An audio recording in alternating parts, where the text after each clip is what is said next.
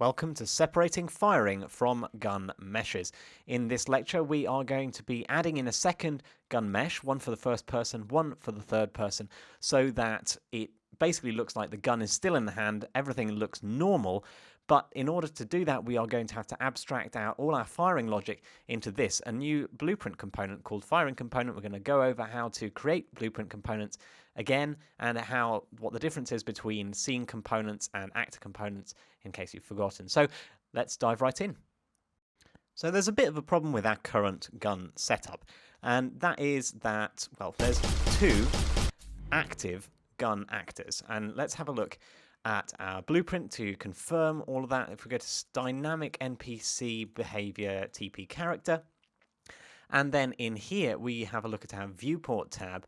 Here we'll see that we've got a child actor for the gun, but furthermore we have got these arms and that gun is floating up in the air. So basically that gun has become a bit useless because we've bound in both the mesh and the shooting behavior into one place. However, now we need two separate meshes for the gun, and in order for it to be consistent to the third person, we need to be firing from the same spawn point. So that's going to have to be a separate component.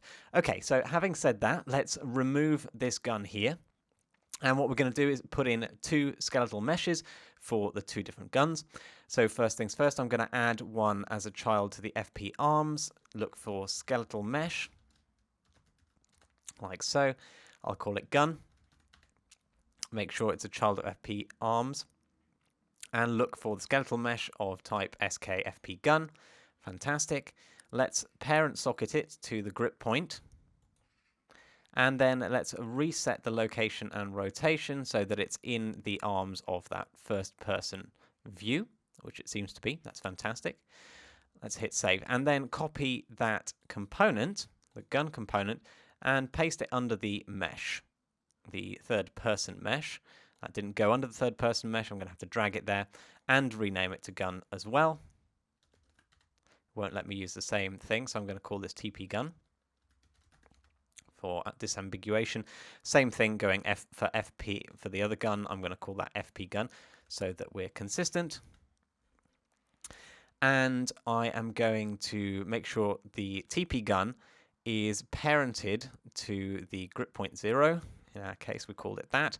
I'm going to reset the transform and rotation so that it is in the third person's hands. Just going to compile and save, but we've got a few errors here. It's saying self must have a connection, and sure enough, if we follow that error, we'll see it's in fire, and it's trying to cast gun to call on fire. We can delete this because we're going to have to redo this a different way now. And let's go ahead and have a look at what we're going to do. So we've got a TP gun. Let's just check that everything is looking okay here. Let's test by playing. Obviously, we won't be able to shoot at this point.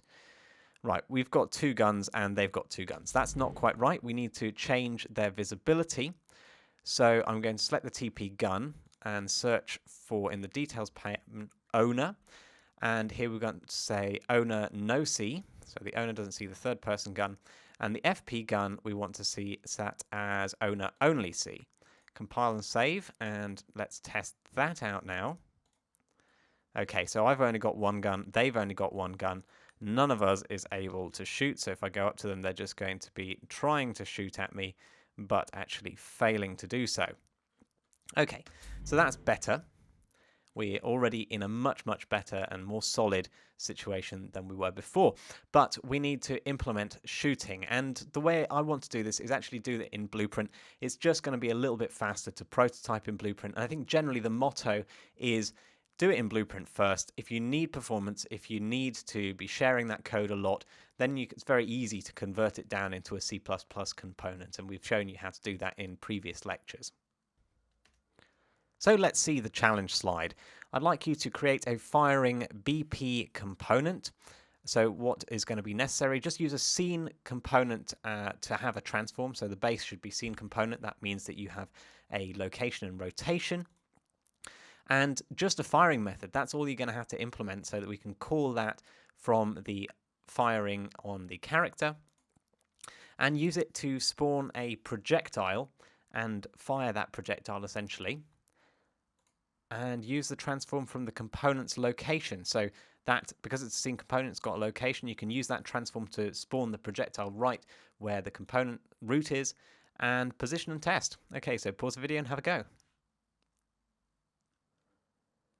Okay, welcome back. So let's give it a shot. So I said we're going to add a new component. I'm going to do a new blueprint script component, select scene component as the root, and go next. Call this fire component. Where am I going to put it? I'm going to put it under the dynamic weapons FP weapon folder behavior. Create the blueprint class. And I'm going to create a fire function, like so. And that fire function is just going to be responsible for spawning spawn actor from class, select class.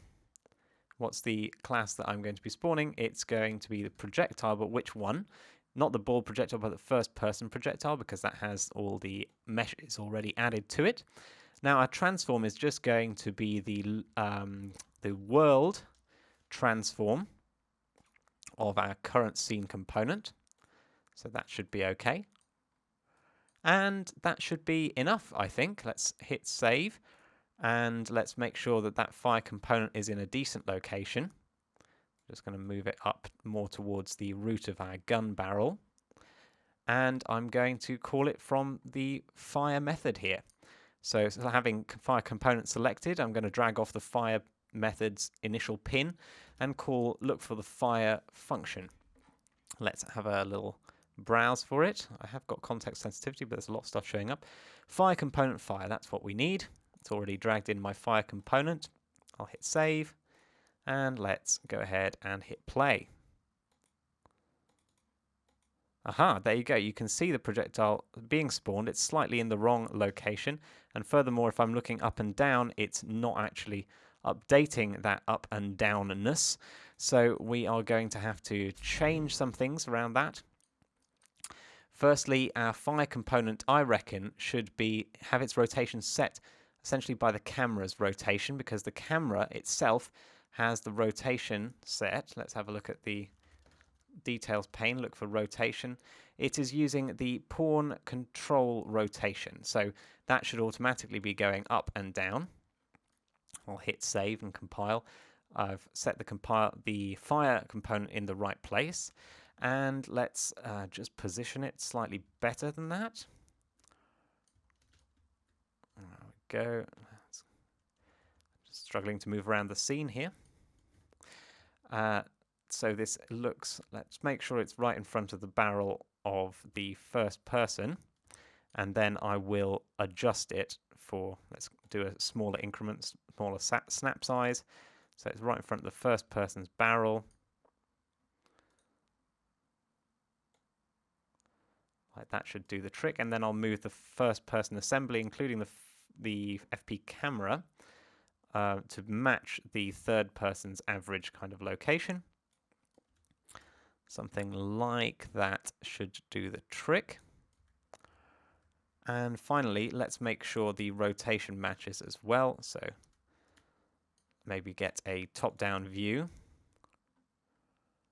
Select our fire component, and using the smallest increment possible for rotation, I am going to rotate it. There we go. That's a much better orientation for our gun. Let's hit save. Let's hit play.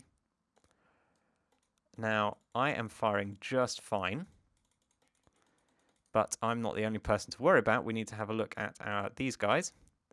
Now, their rotation seems to be off, and I happen to know that it's off because I've tried this before, funnily enough. And as you can see, it's not updating that camera when it's not possessed. So what we're going to have to do is go a step further, but at this point we'll leave it for the next video. So pat yourselves on the back, and if you want to give it a try before the next video, please do. But I'm going to show you how to do it then. See you there.